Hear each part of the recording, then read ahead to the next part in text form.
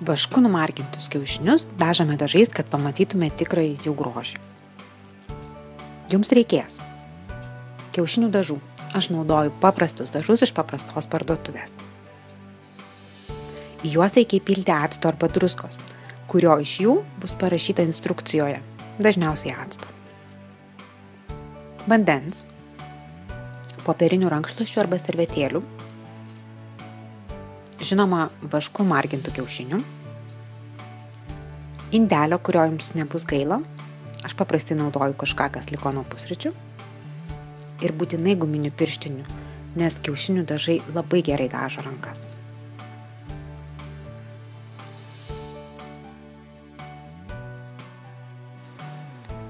Šį kartą pasirinkau tablečių pavidalo dažus, tačiau jie tikrai nieko neypatingi.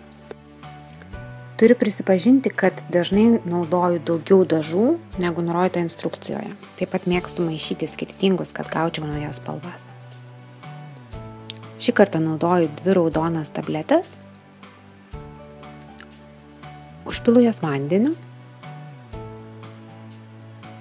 taip pat įpilu acto, kaip parašyta dažų instrukcijoje.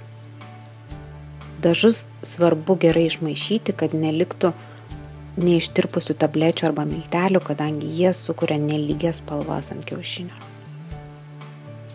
Margintą kiaušinį atsargiai rankomis įmerkiu į dažus ir palieku.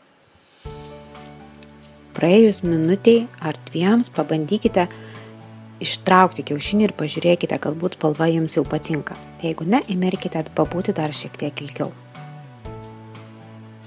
Kai spalva jau esate patenkinti, kiaušinį atsargiai ištraukite ir nusausinkite popierinę servetėlę arba rankšluosčiu. Jokiu būdu netrinkite, tačiau nusausinti kiaušinį labai svarbu, kad dažai atrodytų lygiai.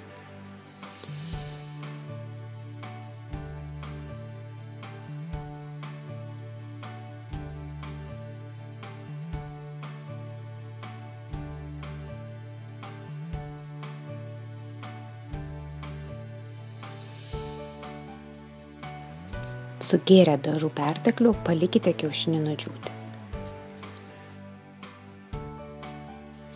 Štai ir viskas.